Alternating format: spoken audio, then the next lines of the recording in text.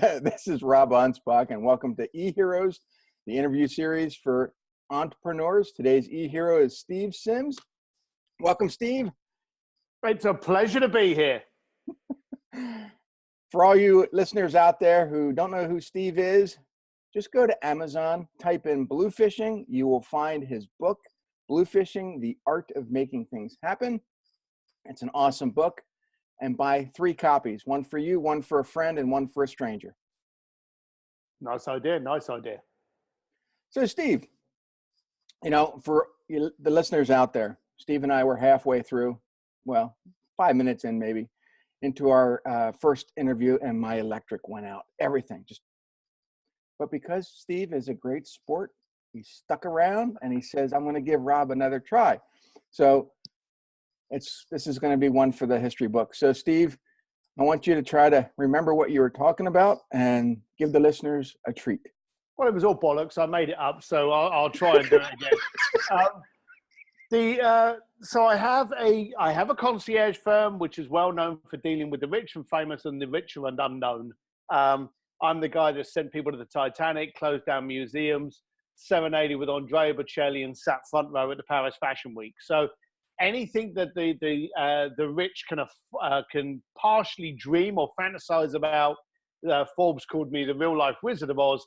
I'm the guy they come to make it happen. And there you go. I'm also remarkably attractive, stunning, sexy British accent, and ride around on motorbikes and drink too much whiskey. So that's me in a nutshell.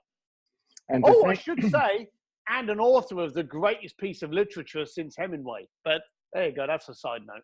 Well, let's take that a step further, because that piece of literature is now being translated into Mandarin, to Japanese, to Chinese, Korean, and Korean, and it's in English. Yep. It's me and you spoke when I first started on this book, and we were both gobsmacked because you had seen my grammar and just my email postings, and I can't spell for shit. Yeah, I got a book deal by this little-known company called Simon Schuster, and we really kind of thought to ourselves, well, is this going to go anywhere? And of course, I had Bluefish, so if the book failed, I was still, my lights were still on and my collection of bikes was still growing. But we had the chance with the relaxed focus, that we could write a book that I wanted to write. I wrote the book that I would read, that was to a simpleton, wanted to do things in a simple way to make the maximum impact and effect. And I didn't want to follow the other lines. And I'm not calling out anybody, but I didn't want to follow the usual lines of going on about my dog lost its left testicle and this was my aha moment in life. This seems to be the beginning and preface of most self-help guru books. I just wanted to write something that made sense to me, and I didn't want to pay my way into getting a bestseller. So the fact that it did what it did, it had the impact that it did, and I've got so many people actually using it. It's called The Art of Making Things Happen, not sit on your arse and it'll come to you. People are actually getting this, using it because it's simple actions, and then sending me photographs or sending me little notes, or the really smart ones sending me bottles of Japanese whiskey. But I'm really pleased that the community that it's done. I'm really proud that I've been challenged so much in the past with the concierge industry to get people, driving a Ferrari Formula One car. I'm now getting through my consulting and what's now going to be our mentorship program and all these other aspects. The challenges I'm now getting that are really exciting me are in people's life and business. And I never expected it. So I'm kind of floored, humbled, and rather happy. Let's talk about flaws, because, you're not how am I going to say this? When you look at a company, and you look at an individual, you can tell pretty much right away their flaws. So how do you tell them in a nice way that they have flaws?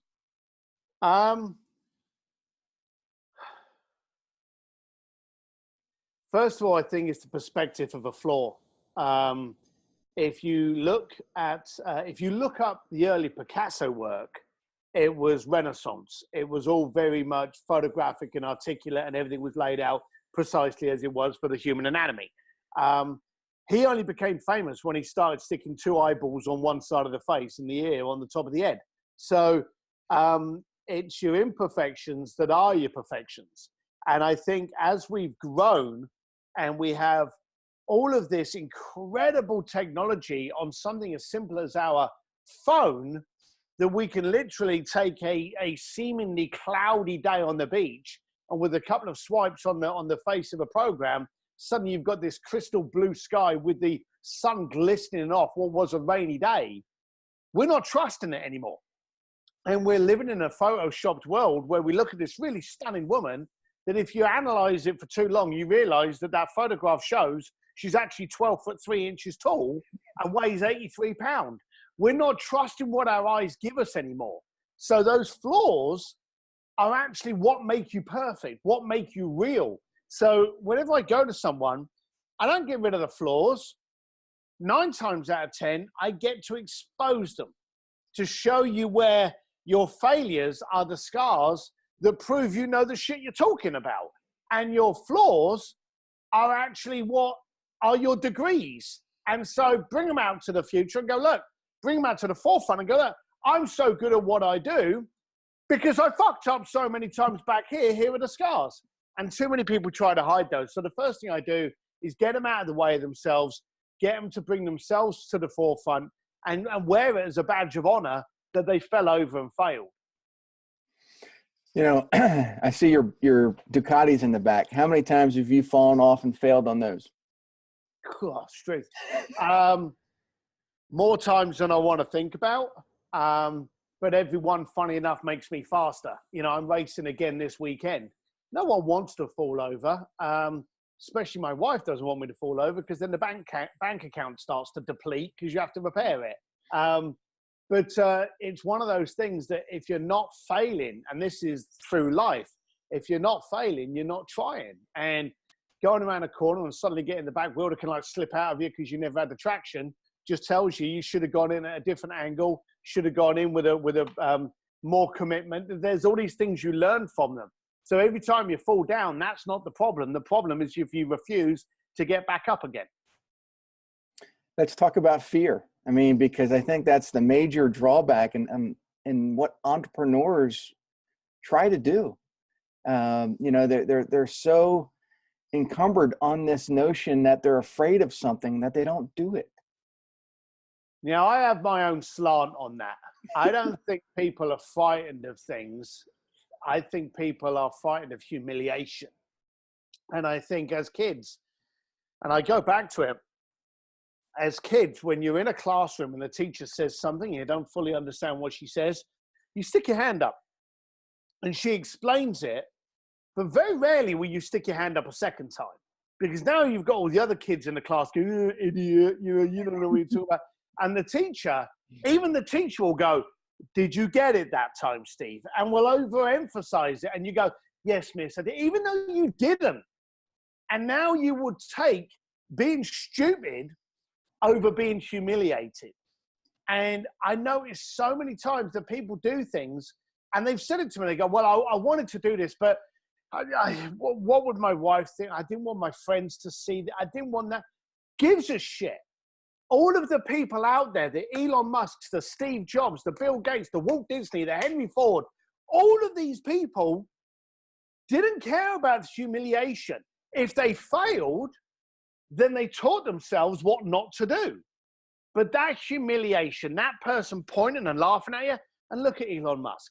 This is a guy that grew up, he disturbed the banking economy, then he wanted to disturb the space industry. There were people that publicly ridiculed him every single day that are now his largest clients, and they're called NASA. So if you just take the fear of humiliation away, you just imagine for a second, not what would I do today if I couldn't fail? What would I do today if I had no fear of anyone laughing at me? What would you attempt to do? Because it's not when you fall down that's the problem. As I've said before, it's when you stop getting up. There's where the issue is. Yeah, and I think that that puts a lot of people in perspective. I've noticed that, you know, even people I know, close relatives who've been entrepreneurs, they failed, they got humiliated, and they didn't want to get back up. They didn't want to try harder. They didn't want to make their business bigger than what they thought they could make it. And they just crawled into their cave and you know, withered away. One of my favorite quotes, which I've used many times to death, but it should never stop being used because it's that freaking good, is that no one ever drowned by falling in the water. They drowned by staying there. Should be on the mug of every entrepreneur when they're drinking their coffee in the morning. What do you drink? What do you drink in the morning? Coffee. I wake up. I never watch the news because I don't want to start my day being pissed off and irritated. I drink coffee, I feed the dogs, and then I hit the computer to see what challenges I've got. And do you find that the social media is a hindrance or does it help? Social media is a job. It's one of those things that you need to do if you've got any kind of public profile, if you've got any kind of service. You find that in the old days, people would check the newspaper to see if there was anything about you. Then they would Google you to see if there was anything about you. Now, they don't Yahoo or Google you. In fact, I don't know if anyone even uses Yahoo anymore, but no one Googles anymore. They will literally go on the social feeds now and see if you're on there. So it's a job. It's not one of these things, a case of like, you know, does it hinder you? It's a game that you don't have an option of playing. It's how well you play the game. I've got to admit, I wake up some mornings and I think, I don't want to post shit on there, but it's what you've got to do. And I've noticed a lot of celebrities are starting to sanitize what they post for fear. And here again, we're using that word because of the public outcry that's going on right now. You know? All right, so I'm gonna throw my hat in the ring here. I live in one of the socially deprived places in the planet, Los Angeles, where you hand your soul over as you cross the border into California. And I met this girl in Venice Beach the other day. I don't know her very well, you know, at all, but I knew the guy that, you know, she was with. And she's an actress. And she said that she was going to come out in the Me Too campaign. And I said, oh, come out in the Me Too campaign. I said, I'm sorry. I said, have you had issues in the past? And she said, I will get my 5 minutes any way I need. And I just thought, fuck, you know, that's what we've got now. We've got some people that have actually been affected. And the job of any actor or actress or any celebrity is to remain current. And now a lot of people are using this bandwagon to become current and to stand up and go, I want to adjust. The bottom line of it is it's a two-way street. And there are some people out there using what they shouldn't to get ahead and now crying foul for it. So I will openly call out, there's some people that I'm surprised have the audacity to stick their head up during this moment. Yeah. You know, I saw your post the other day and you had posted that you were, you know, invited to an event that Elton John was doing. And I know you're good friends with Elton John. And I know that Elton is hanging up his hat, I guess, at the end of this year. Yeah. No, it was, you're so accurate up to the final point, and it was so funny. So I got this invite to go to breakfast with Elton, to meet Elton at 8 o'clock. And I thought 8 o'clock at night, because it was at the Troubadour, which is a rock venue, a live venue in West Hollywood, Santa Monica Boulevard. So I'm like, 8 o'clock at night, that's fine. And they went, no, 8 a.m. I thought, who the fucking hell goes to a concert hall at 8 o'clock in the morning? And they said, it's a breakfast meeting. So I thought, well, again, why are we having breakfast in a rock venue? And so I get in there, and it was all very hush-hush. The daft thing was, he wasn't even there. It was a live telefeed. He was in New York. They had another one in London. They had another one in Los Angeles. They did a little thing that they plugged on YouTube, and then it went to a live feed of the three small venues, where he announced to his friends and family that he was no longer performing, and that this was now his announcement that he was calling it quits. So we're all like, oh my God, you know, it's going to be his last few concerts. Then he told us that it's a 3-year gig, 300 venues. So his final concert isn't for another 3.5 years. So it was a very funny announcement. But yeah, he's hanging it up. So this is the last time you're going to get to see him. But you get to hang out with a lot of great names. I mean, not only Elton John, but I mean, I think you know, other UK stars, and a lot of Hollywood stars as well. I know Rob Anspach. So right up there. There you go. So it's just, I don't know. It's one of those things that I've just ended up kind of like in the same ballpark. I believe life's all about positioning, and when you place yourself in the right sandpit, other people of that quality get into the sandpit. So I'm very fortunate to be able to kind of, drink some whiskey with you and name drop to the point if you wanted to beat me with something. But I also think I attract those people because I'm not a googly fan, and I like to get to the substance. I like to sit at the bar and have a conversation with Steven Tyler on what makes him tick, or be able to speak to Bernie Taupin, I spoke to the other day, who was an incredible man. Just be able to speak to people about what wakes you up in the morning, what gets you aroused, why do you still do this? And I like to engage and actually have a conversation rather than go, oh, it's such an honor to meet you. Thank you very much. Can I get my photograph taken? That kind of stuff.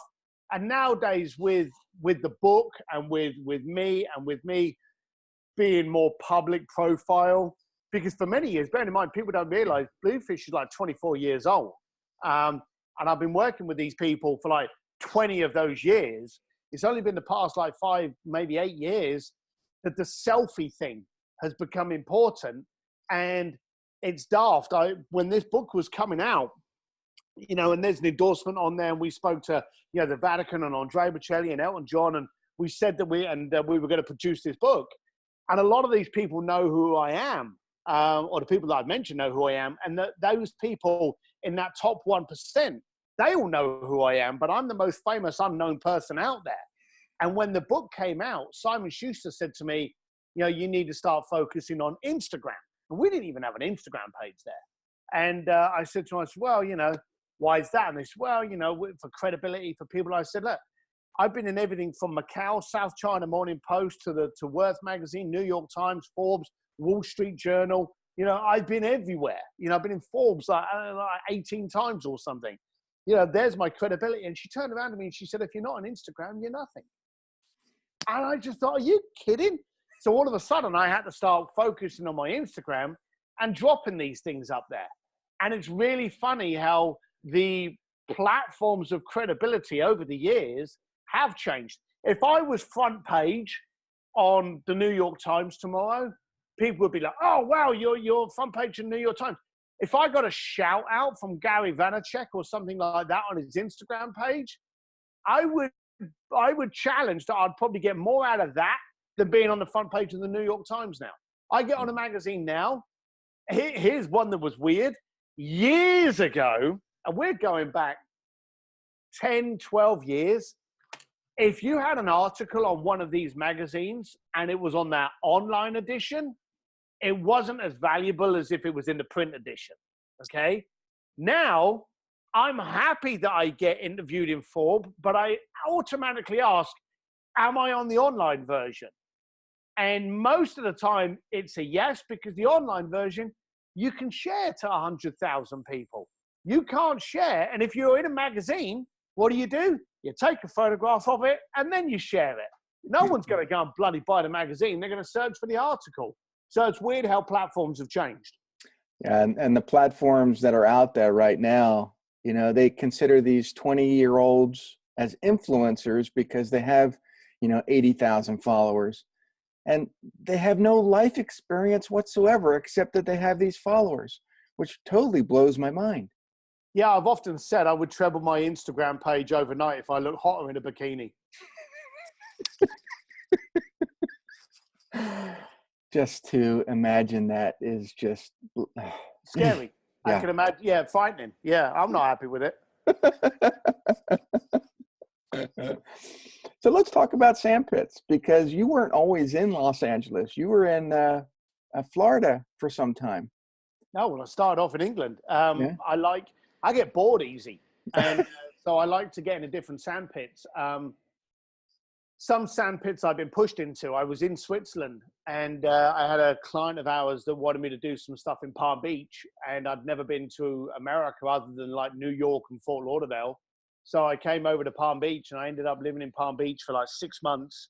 Ended up staying, and really didn't like Palm Beach, and spent a lot of time, because my job doesn't matter where I live. I could live on, the North Pole. It would make no difference. But I just wanted to go somewhere where it was sunshine. So from Florida, we started literally just traveling around America, trying to find out where we were going to be so I could get out of Florida. Didn't like Los Angeles. I came to Los Angeles. I worked for the Grammys. I worked for the LA Fashion Week. I worked for House of Blues. And every time I came here, I would go back to Palm Beach and I'd be like, okay, we're going anywhere but not LA. And then lo and behold, I end up living in LA. So it's a funny old thing, but this is where I call home for now. Where do you like to vacation? At my home. I tend to find that I remember when I was a kid, the vacation was the time that you got to have a little bit of a life that you normally didn't live. Okay. So you got to enjoy hotel food, and I'm in a hotel 2 or 3 times a month now. I'm on a plane 2 or 3 times a month now. I'm traveling around the world on a regular basis. I hit gold standard on a new flight line, within the first few months of me traveling. So if I get to relax, I like to go somewhere with my wife and my kids where I can just do something a little bit cool and just relax and be calm.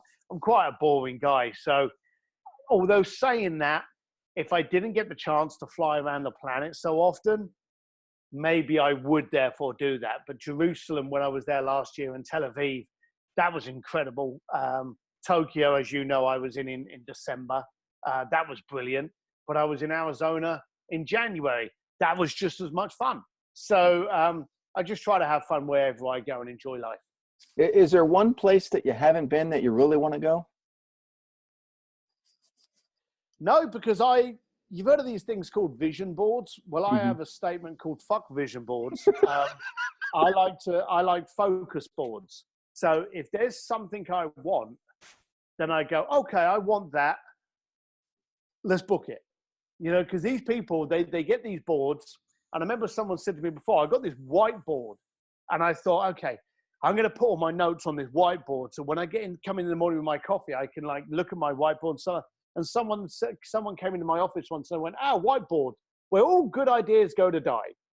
And I just thought, yeah, that's right. Because you put them up there and then you put another one underneath it, and you're automatically drawn to see how many things you can put on that board to make the board look impressive. So if I wanted to go somewhere tomorrow, I'd just put on there, somewhere there. And then 2 minutes later, I'd phone up and book the tickets. So no, I like to go. I'm very spontaneous.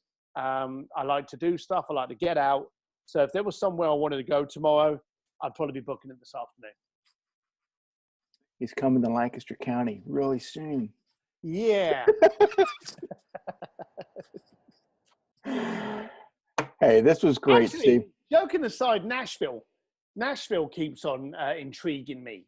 I know it sounds funny, but I've done a lot of the Alabamas and the New Orleans and all these different areas.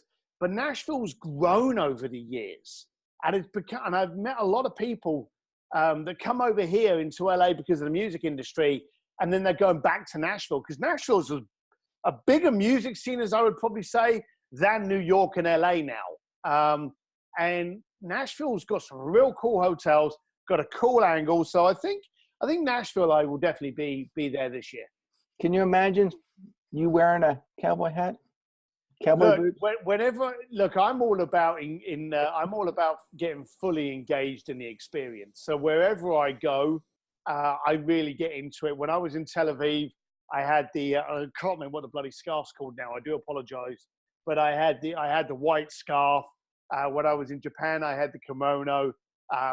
When I go to Nashville, hell, I'll be wearing the boots and the hat, and I'll be wearing them proudly. Well, this was awesome, Steve, and this was towards the end of the show, the series, the interview. I want you to give one last piece of advice to the listeners, and maybe how they can contact you, via your website or All right. Facebook or. Well, I'll end on the more I'll end on the more important of those two questions. So if you want to get hold of me, my website is stevedsims.com. That's SIMS. If you go there and subscribe to the newsletter, I've actually got the playlist from the book that you can download for free. So that's how you can contact me, hear about my rants, my Instagrams, all the shit I get up to. Let's finish on the most important thing, the question, the nugget, the what people can do. The biggest problem I see whenever I meet anyone is they try to be who the other person perceives they should be. Now, that's a complicated equation. How can you double guess someone else double guessing what you're first thinking? What? So I want people to be themselves. You're unique. It takes no energy when you just be you, and you become very transparent. Everyone says authentic. I like transparency. I want to be able to look at someone and go, okay, I know what that person's about. That's transparency. So if you can be those three things, you'll find that all your energy is now spent on doing what you should be doing, what you love, what you're passionate, what you're good at. So stop being someone else. Nobody cares. You end up attracting the wrong people. You don't need approval to be you. That's it. And this is why Steve is an e-hero. So for all your listeners out there, thank you. Stay tuned for another episode. And I want to say adios, but I'll have the links below if you're watching this on YouTube, and I will include the links if you're seeing this or listening to this on iTunes. So have a great one. Bye.